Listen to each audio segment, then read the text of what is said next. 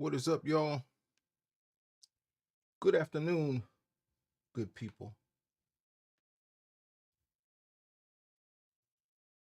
I'm just taking a few minutes to chime in and speak with you all this afternoon. There were a couple of stories that I came across that really struck a tone with me. Thought I would do a quick video with y'all, and this will not be long. Trust and believe. This is a drive-by if there ever was one. I'm only going to be on here for a few minutes. So if you catch it, you catch it. If not, check out the replay.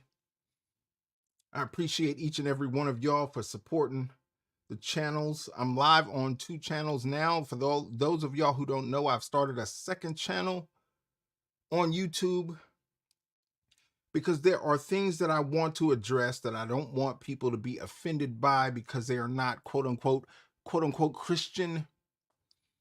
But I have degrees in multiple disciplines and I want to be able to express myself on multiple topics. So I've started a new channel and I'm live on both at this point. So I hope that nobody is offended by the content that I'm presenting here today. It's only going to be short and sweet for just a couple moments. How's everybody doing? How y'all feeling out there? How's your 2024 going? If you follow me in 2023, you know I predicted that some crazy things were going to happen in 2024. And my God, only 1 month in, I'm not disappointed at all.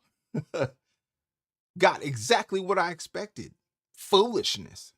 Especially if you live here in America where I am, and you've seen the things that have happened over time with the government just giving up its people to mass immigration and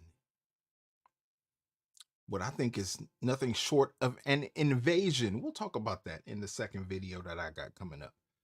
But how y'all doing in 2024? You ready? Are you working towards a goal? Are you hustling hard? I need you to be. Look, I need you to be working on a side. If you got a main job, I need you to be working on a side hustle until it becomes your main hustle. Work that thing. Cultivate it.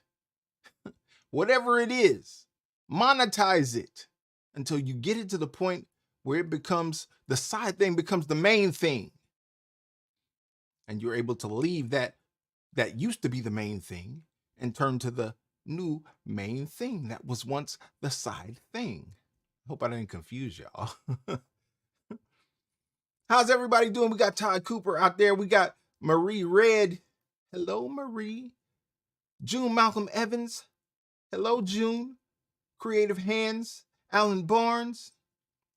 I see y'all, all of y'all. Thank you for coming on and participating on this live. Like I said, I will not be here long at all, but there were a couple stories that caught my attention today. Have y'all heard about what Fannie Willis has been doing in Fulton County, Georgia? Anybody out there from Georgia? This chick has made such a mess of things. It's such a shame because all of this that's coming out today within the last few hours could have came out weeks ago. She was exposed weeks ago. And this is the problem with circumstances like this when folks get caught messing up in situations where they have misused government funds and lived lavish lifestyles on public theft. Girl, you caught. I see all these circumstances where Black women ascend to positions of authority and they fumble the bag over this kind of stuff. Relationships, foolishness, situationships. And that's what Fannie did.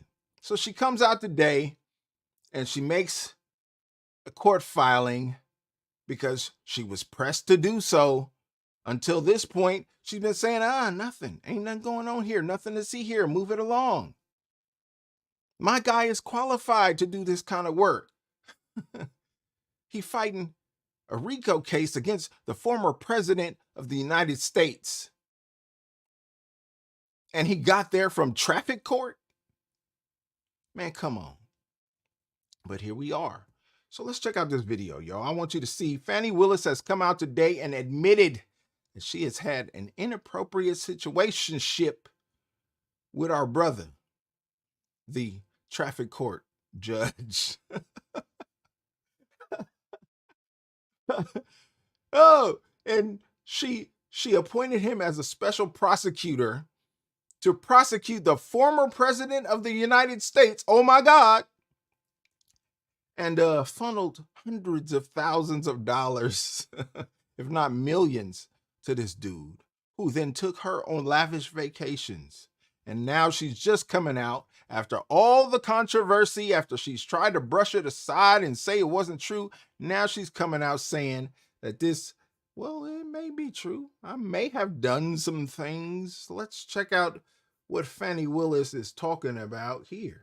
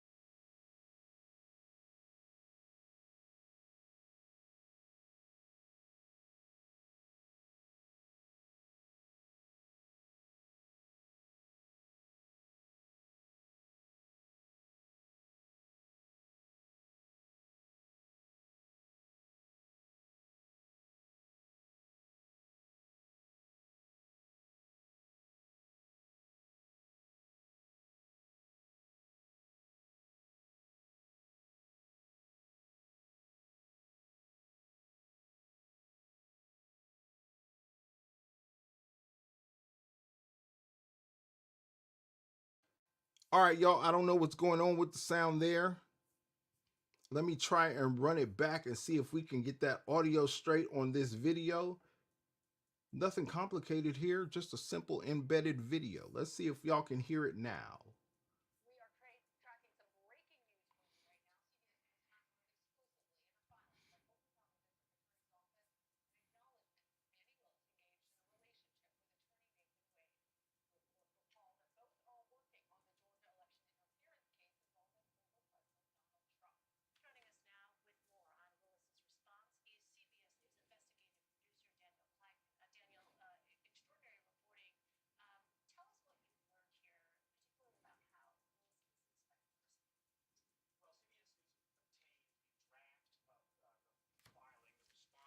That had all these allegations about her having a relationship with Nathan Wade, the special prosecutor who she hired to lead the Trump investigation.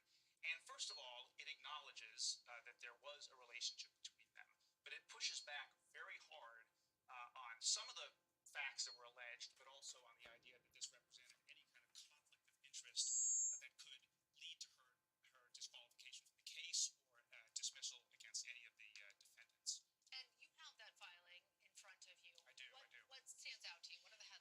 One of the most, I think, important things in this filing is actually an affidavit, a sworn affidavit by Nathan Wade that is an exhibit, and I'll read it.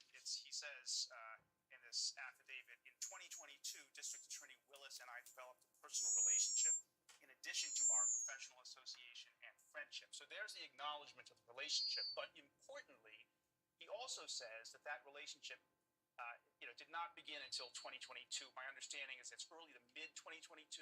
He was hired for this position by Fani Willis in November of 2021. That is an important distinction because of the suggestion that she hired someone she was having a romantic relationship with, and someone who had come under some criticism for not maybe having all of the credentials needed for a case like this. They also push back on that, by the way. The affidavit lays out in detail his experience as a lawyer, including having done a lot of felony cases in both state court and federal court. Do we have a sense at all? I know obviously this is all still developing, but what this could mean in terms of consequences? I mean, what are the chances that Fani Willis might step aside now? Well, this is the question that everyone wants to know, and there's a hearing that Judge Scott McAfee, who's the presiding judge in this case, has scheduled for February 15th, an evidentiary hearing where he's going to have to hear some of the evidence and then rule on this motion. Look, the bar is high for disqualification on the basis of conflicts of interest, and this is the argument that Fani Willis and her team make here, that they had no vested interest, financial or otherwise, in a conviction in this case, beyond wanting to do justice, beyond wanting to vindicate the rights of people in Georgia and in Fulton County. So the idea that the certain financial entanglements between Fani Willis and Nathan Wade could have somehow biased the investigation, they say that is not true at all. One other important detail in the filing is the allegation was that Nathan Wade and Fani Willis went on vacations together, Caribbean cruises, lavish vacations, and that Nathan Wade paid for that from money that she was authorizing paying him for this job, and that was potentially a misuse of taxpayer funds, potentially added to the idea of a conflict of interest. What they reveal in this filing was that they actually alternated paying for some of these trips, and Fani Willis actually paid for some of them as well, and there are actually receipts for Delta flights to Miami that Fani Willis paid herself.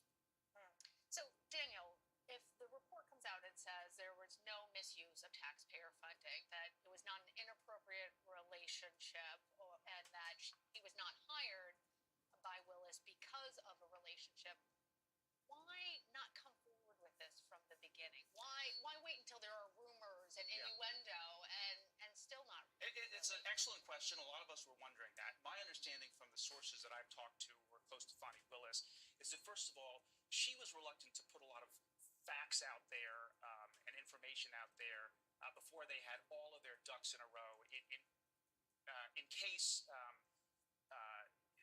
things were contradicted or they made mistakes, that wouldn't have been good. And then there was also the kind of usual and predictable tension between the lawyers and the more sort of PR-minded people in her office. The lawyers are always reluctant to put a lot of facts out there that they feel they don't need to vindicate their legal arguments. Yeah. Real quick though, in this filing, because there have been a lot of allegations, is there any substance to any of those impropriety allegations? Well, they or certainly. Does this clear them? But look, I mean, this is their motion in response to the allegations. So this is their position. There will be a hearing. Both sides will have the opportunity to present their cases. So this doesn't end this controversy, but it is the first time we are hearing in any detail what they're saying about it. And they push back pretty hard. Let me just read you very quickly. They're fairly dismissive of the defense's original motion. They say this is not an example of zealous advocacy, nor is it a good faith effort to develop a record on a disputed legal issue. It is a ticket to the circus. All right. Major development. Daniel, thank you so much for coming. Absolutely. All right, y'all. I'm sorry. I don't know what was going on there with the audio, but to summarize things,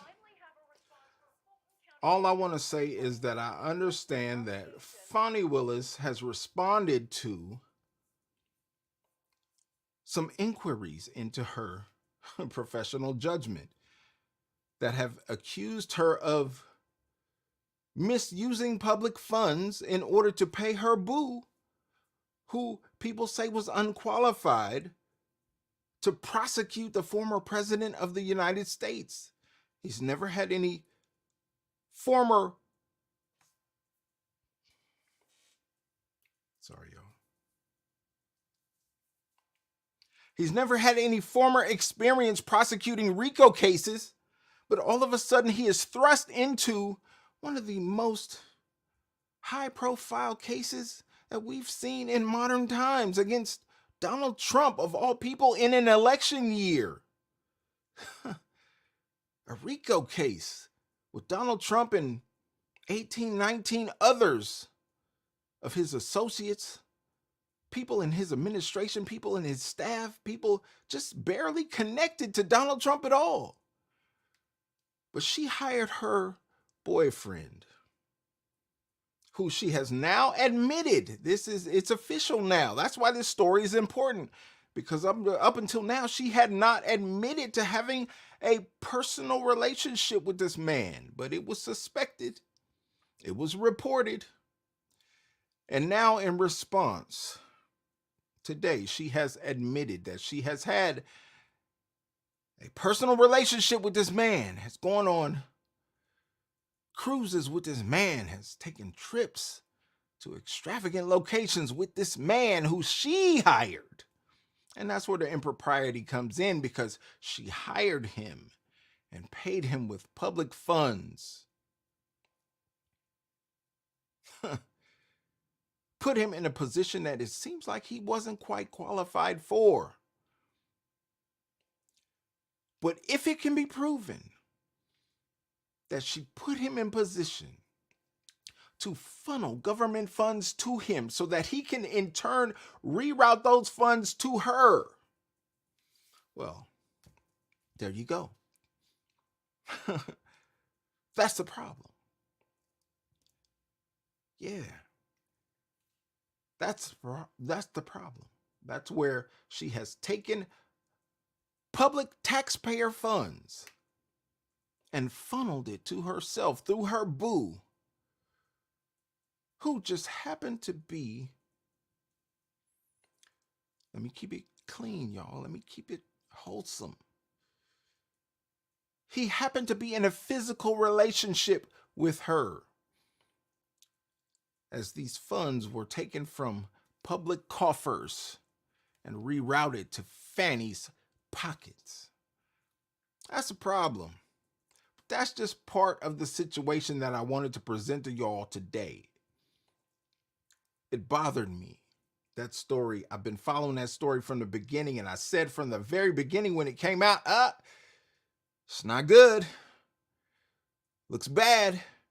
Fanny is in trouble. She's been doing some dirt.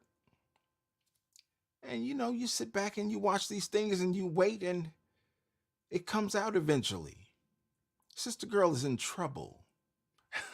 She's facing some real trouble in the state of Georgia. And because she's prosecuting a former president of the United States, she might be in federal trouble. Although, with this current administration and the way they see the law, I don't see them prosecuting her for anything.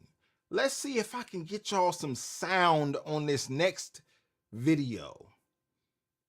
Y'all say you weren't able to hear things on the previous video. Okay, I'm trying to work with it and see if I can get this thing straightened out. King's agenda says she should have left Trump alone. I don't disagree with that.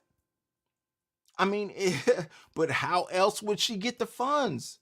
King's agenda. How else would she be able to extract the money?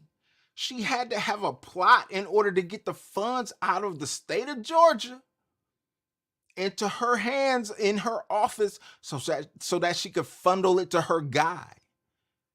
The only way was to hire him as a special prosecutor for a situation. He wasn't qualified for much else based on what I've seen. Chad Ramsey says Fanny's thirst trapping in politics. And yeah, bro. Yeah.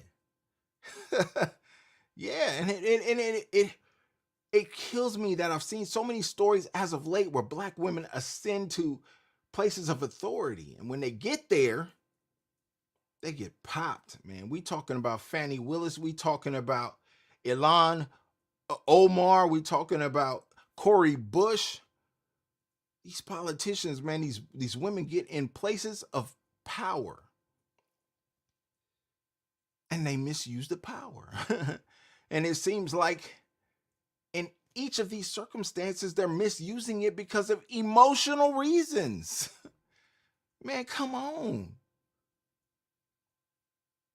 Use the strength that it took you to get to that point to keep you in that position without all of this foolishness. Y'all get to these positions of power and let your emotions overtake you. And boom, there you go. The downfall, quickly.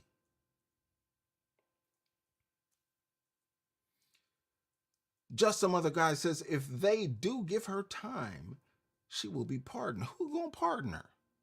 Who's going to pardon her for these crimes? In the state of Georgia? Are you serious? Who going to pardon her? The governor? Nah, I don't think so. Alan Barnes says, don't sleep with the payroll. Right, right, right. We funnel the payroll to our homies, right? Fanny is giving payroll to those who are clapping her fanny. See, this is why I set up the secondary channel. I'm sorry, but y'all can go subscribe to the secondary channel and watch me talk about subjects that are not based upon the main channel's issue. I got a lot of interest and and let me tell you, a lot of different topics. I have degrees in early childhood education, communication studies, and political science, right? On top of those three, I have a law degree. So I like to talk about a lot of different things that are not technically Christian. But because I'm a born-again Christian, I infuse my Christianity and my faith into everything that I talk about. I try to, at least. I hope y'all feel me on that. Let's get into this next situation here, y'all. Let me know if you can hear it or not, because I have no idea what's going on with my system. If you follow me for some time, you know I don't go live often. This is a rarity for me, but I want to try to do it more. But I'm an introvert, y'all. This is not really my thing. Makes me nervous, just the fact that I see some of y'all in here, and I appreciate y'all. I appreciate Nate and Marie and Florence and Todd Cooper and just some other guy. I appreciate all y'all being in here, but y'all make me nervous, man. I'm an introvert, man. I'm not a socialite. I hope y'all understand.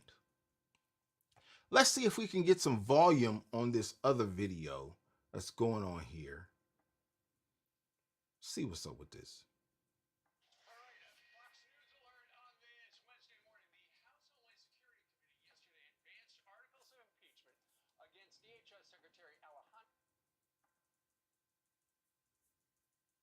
Give me a second, y'all.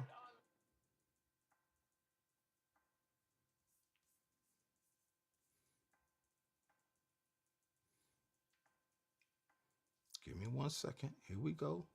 There's the video. Boom, boom. There we go. We in there.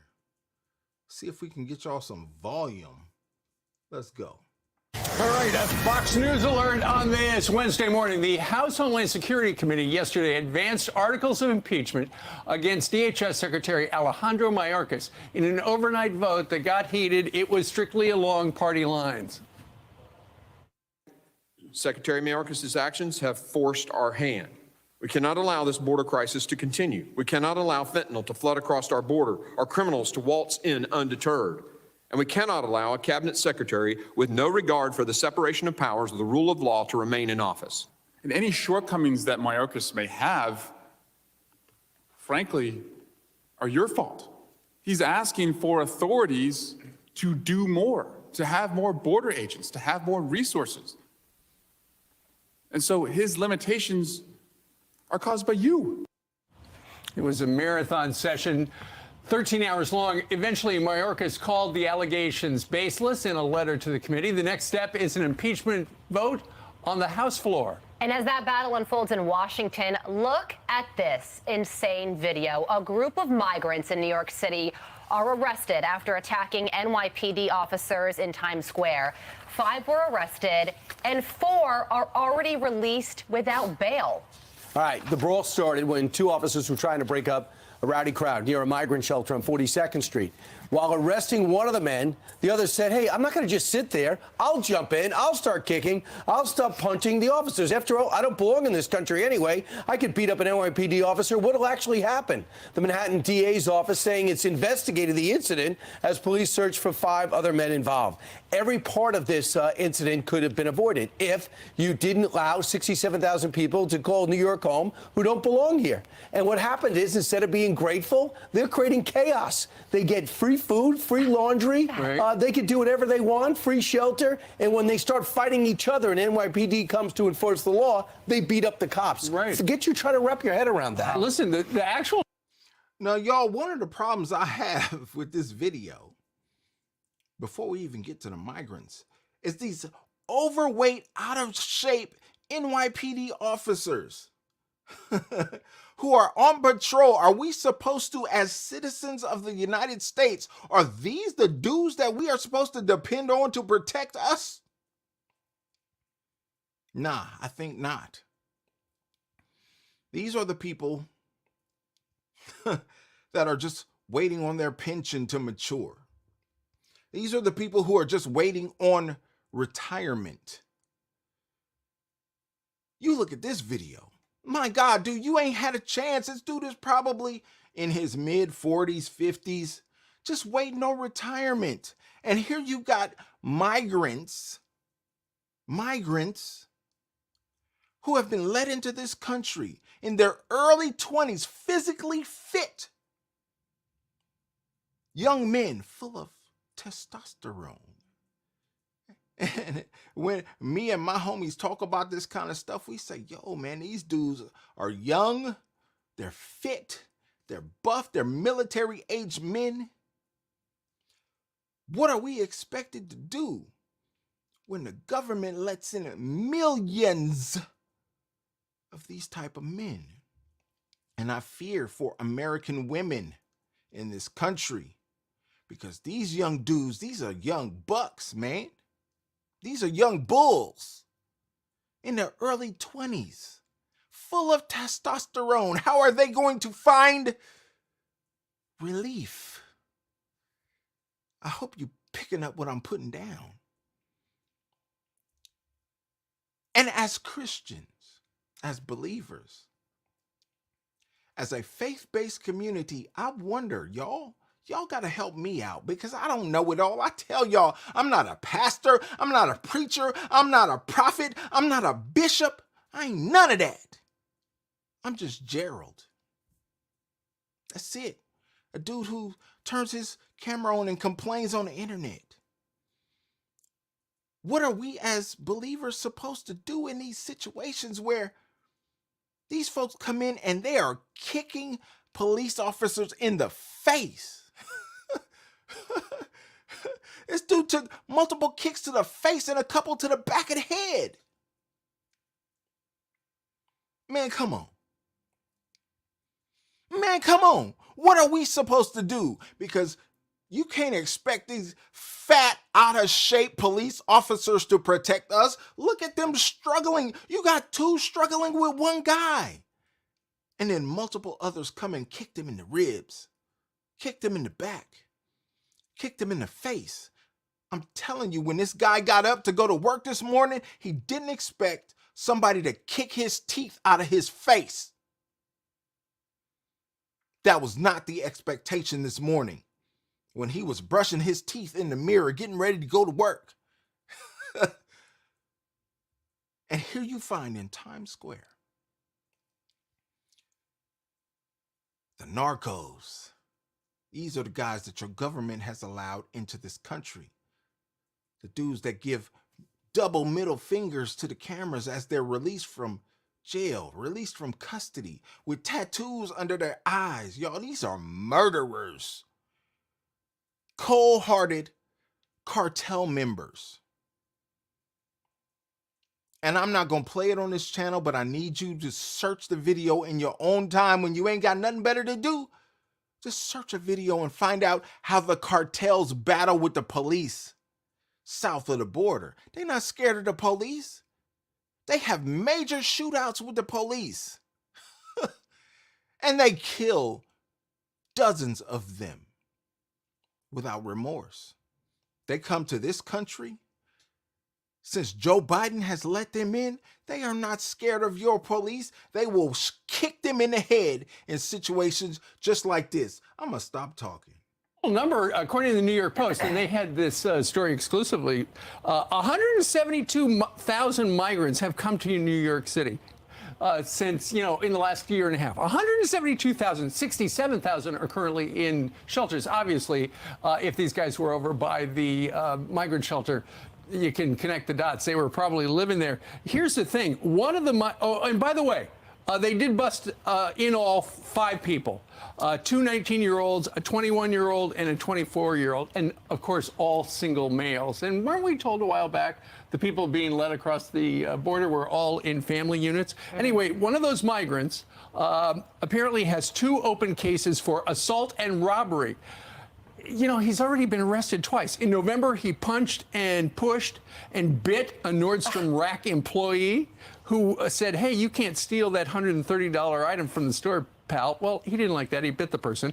And then in December, he punched with a closed fist a loss prevention officer down at the big Macy's on 34th Street, and he was trying to pull off another robbery with 2 other people. So how hard is it to get deported in this country if you're breaking the law and beating up cops? That's the question. And this story and this video that you're seeing right here, it's the cross-section of so many things we talk about every single day with all the issues in cities and countries across the country where it's attacks on police. Yeah. It's the illegal immigrant crisis. It's also the bail policies that are contributing to all of this. And yeah, like you said, Steve, one guy had already has 2 open cases. So he's now a repeat offender. And you just have to think about the mentality of this group of 5 people who, by the way, are claiming asylum.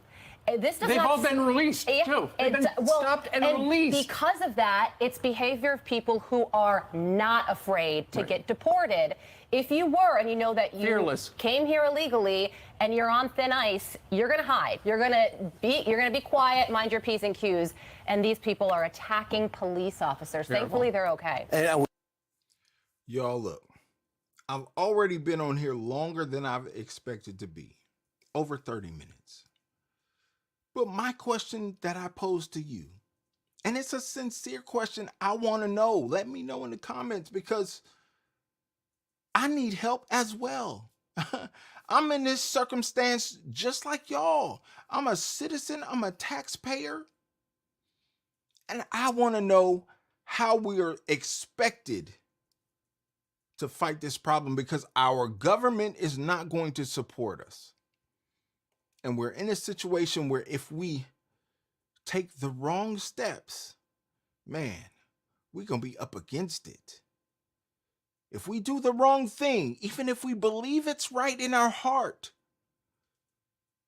just trying to protect ourselves and trying to secure our homes and protect our families, if we take a wrong step, the government is going to come against us hard. So what are we as Christians to do in these circumstances? And I'm a 2A advocate, y'all. I ain't even going to play. I'm a 2A advocate in a state that is anti-2A. I tell my brothers to get it however you can get it. I belong to a group where we encourage I'm in a group where we encourage our wives to go to the range and get trained and get active and be able to protect the family in instances where we are not around. It's a group of guys who are go-getters, who are business owners, who are out there active, always in a different city doing different things to build their businesses and grow their things to scale. And sometimes we're worried, y'all. We're worried about our families. We're worried about our homes when only the wife is there. I'm in Northern California, y'all, where home invasions are on the rise. I need my wife to be precise with that thing. I need her to be knowledgeable. I need her to be ready. Many of my friends are in the same position. Is there a conflict with our position of protecting our families and our position of being Christians, being faithful to the word and being faithful to our families? Is there a disconnect? I don't know.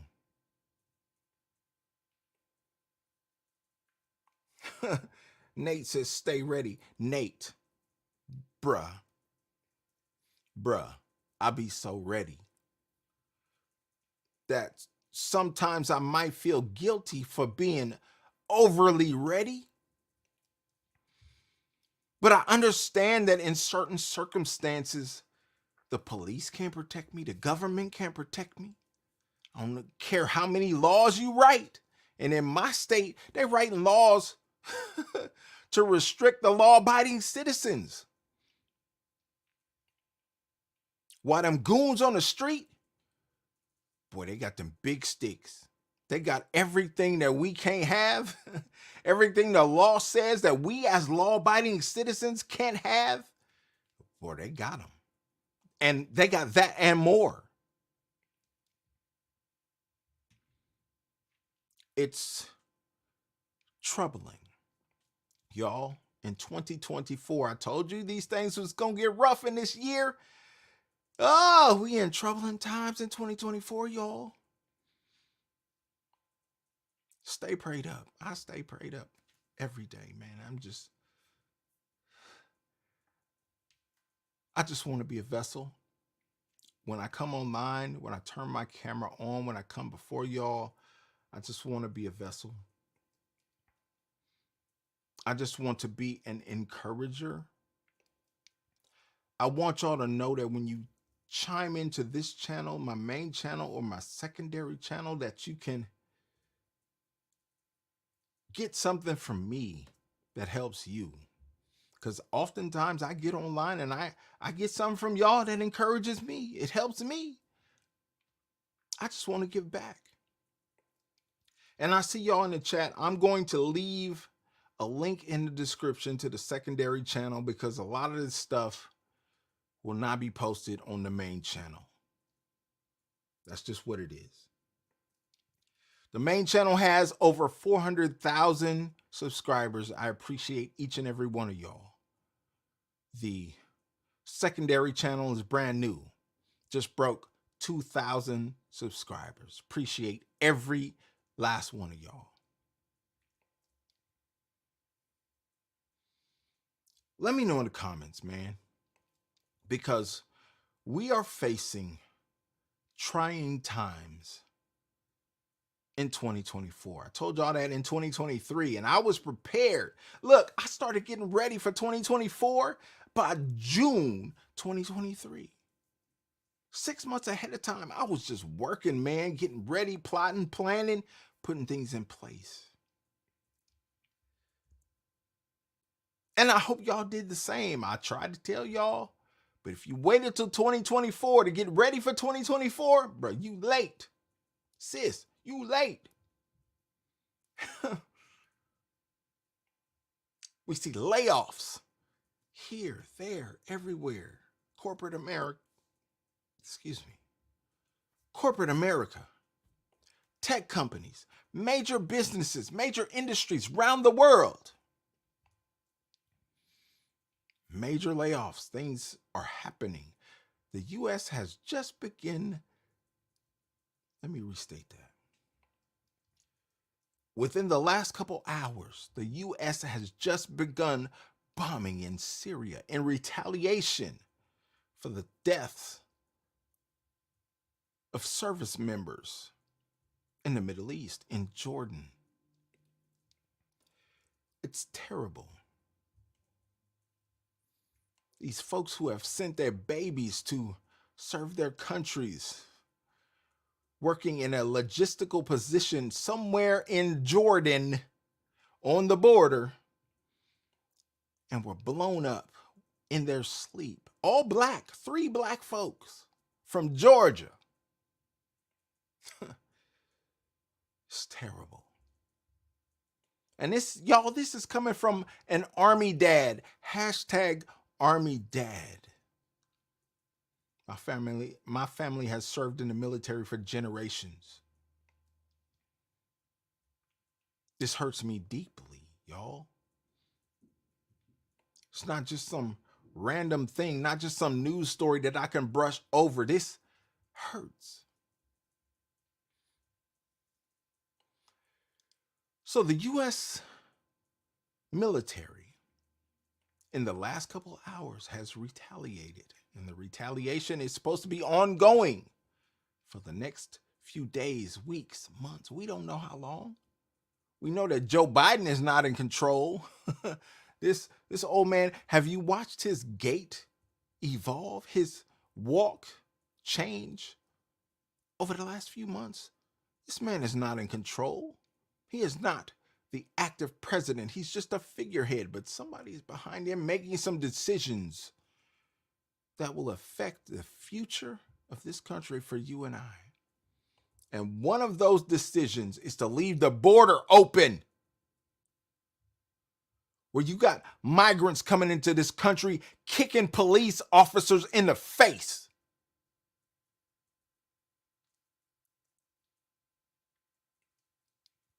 Y'all, this is problematic. I'm sorry. I'm so involved in my camera here that I didn't look down and see that my camera wasn't even set up right on this screen, y'all. I'm sorry. I apologize. Pray with me. Pray for me that I get better at this live stream thing. This is why I don't do this. This is why I mostly do recorded videos, because the live stream thing, not really my thing. But we got migrants coming into this country. Y'all call them migrants. I call them illegal aliens. Y'all, we are being invaded by folks who are part of violent gangs and violent cartels south of the border. They mean us no good. They mean our government no good. They mean our society no good. But our government is sponsoring this. You have the U.S. government who is giving money to NGOs, who is funneling money to bring these people into the country. Y'all, millions. Millions. So much so that they have brought in numbers of people who outnumber several states in the United States of America, y'all. What are we supposed to do with these people?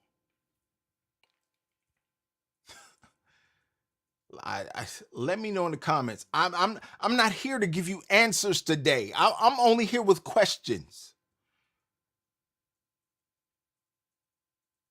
because I don't understand why a government would do this to itself. I don't understand why a government would allow itself to be invaded by unvetted people who are being let out of prisons, who are being let out of mental institutions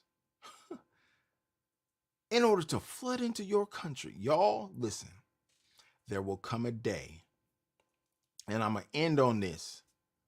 There will come a day very soon where you will be forced to defend your own life. The police can't save you. The government can't save you. Politicians can't save you.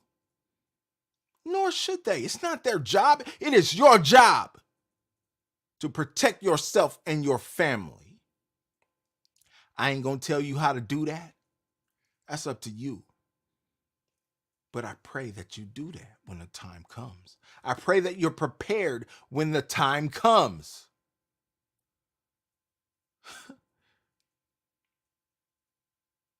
When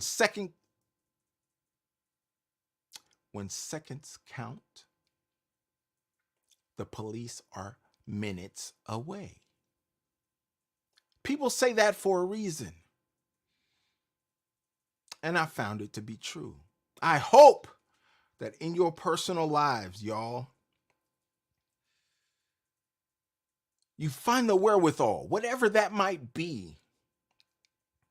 Especially men. Can I talk to men for a second? Brothers. Leaders. Heads of household, as you should be. I hope at some point you find the resources, the skills, the ability to be able to protect your families. Because ain't nobody coming to save y'all. The government is inept. The government is a part of this nefarious situation. So don't depend on them. Don't count on them. Don't call on them. When it hits the fan, bro, do what you got to do to protect yourself. Do what you got to do to protect your wife and your children. It is your job. It is the position that God has placed you in. It is the burden that God has placed on your shoulders as the man, as the head of household, as the leader of your family. When things go left in your life, whether it be in your home, as they kick in doors in Northern California where I am, or whether it be in Times Square, as we've seen in this previous video. Whatever the situation may be, I hope that you are prepared when the time comes. And the only way that you can do that is to train. I hope y'all stay prayed up. I hope y'all stay in the word. But on a physical level, I hope y'all keep that thing, man. Whatever that thing is for you. I know what it is for me, and I'm not even going to talk about it. But whatever it is for you, I hope you keep that thing at the ready. Because I need you to stay alive. I need you to keep your family alive against these predators that would kick police officers in the face. These animals. When you ain't got nothing better to do, just search a video on cartels and how they war against police in South America. And you will come to understand the mentality of the people that we are importing into our major cities. Man, I hope I'm talking right, y'all, because at this point, I'm just rambling. I'm way over time. I didn't expect to be on this long, but let me leave you with 2 Timothy 1:7.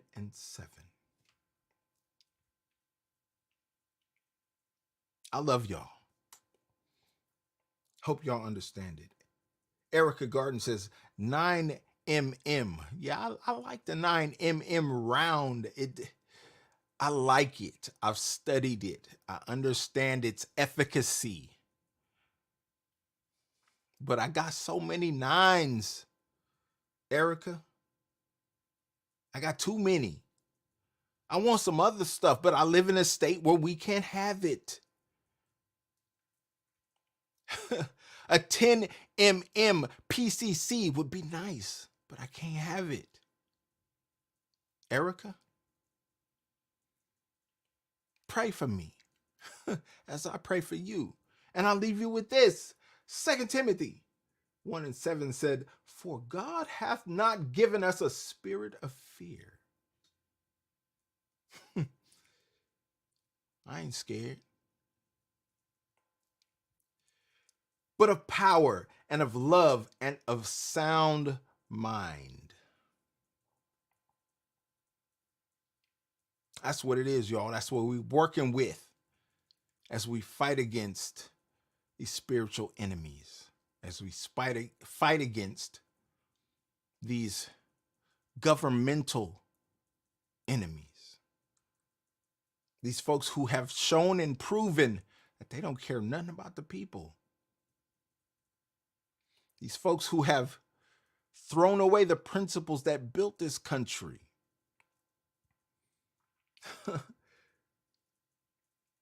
And they've shown that they ain't for the people, by the people, or of the people. Yeah, we up against it, y'all, in 2024. I hope y'all understand. Stay prayed up. Build a circle of people that are spiritually in alignment with you. Folks that can hold you up. Folks that can keep you grounded. Stay strong in the faith, y'all. Because we are in trying times, in 2024 promises to be crazy. Oh, by the way, it is Black History Month, February 2nd. Happy Black History Month to all of y'all. I hope you find something good to read and teach your children, because this stuff ain't taught in schools. Let me see if I can. I have something here. Here we go. Look, I ain't got all my books are not up there. That is not my bookshelf. That is just a wall shelf. But look, here goes one. My favorite, Mr. Frederick Douglass. Find something useful in Black literature. Read it. You don't have to be heavy into it. Just find something that will increase your knowledge of Black history in this month, y'all. They're not going to teach it to you. You're not going to find it on the news. It is what it is. But find something that you can use to enhance your knowledge, because Black history in America is American history. Stop playing with me. Black history in America is American history. Look. Just find you something, y'all.